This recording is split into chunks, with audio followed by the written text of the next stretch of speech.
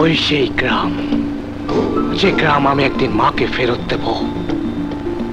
ওই সেই গ্রাম, যে গ্রাম থেকে একদিন আমার মাকে, হ্যাঁ আমার মাকে অপমান করে বের করে দিয়েছিল।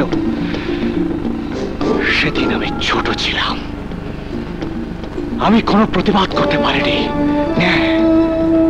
নীরবে নিঃশব্দে ওই গ্রাম ছেড়ে মাকে নিয়ে আমি চলে আসি। জানো মাধবী, সেদিনই আমি আমার মাকে কথা দিয়েছিলাম, একদিন সসম্মানে ওই গ্রামে আমি আমার মাকে আবার ফিরিয়ে নিয়ে যাব। কে কে তুই বাবা? অনেক আগে একজনের মুখে এই কথা শুনেছিলাম। তুমি কি সেই বাবা? হ্যাঁ চাচা, আমি সেই ছোট্ট আলী। হ্যাঁ, আজ বড় হয়ে তোমার সামনে দাঁড়িয়ে, হ্যাঁ দেখো, ভালো করে দেখো, আমি সে ছোট্ট আলী।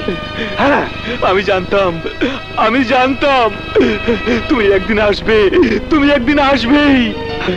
ওই নির্বোধ গ্রামবাসীরা, দেখ, যার মাকে অপমান করে গ্রাম থেকে তাড়িয়ে দিয়েছিলি, সেই আলী এসে গেছে।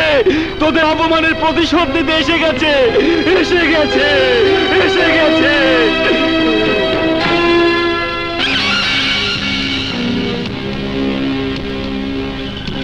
আমার অভিজ্ঞতায় বলে, বাম হাত অপরাধ করলে ডান হাত যেন তা জানতে না পারে।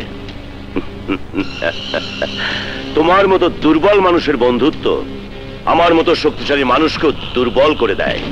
এই জন্যই আমি সারা জীবন ক্ষমতাবান মানুষদের সঙ্গে হাত মিলিয়ে থাকি এবং বন্ধুত্ব করে থাকি।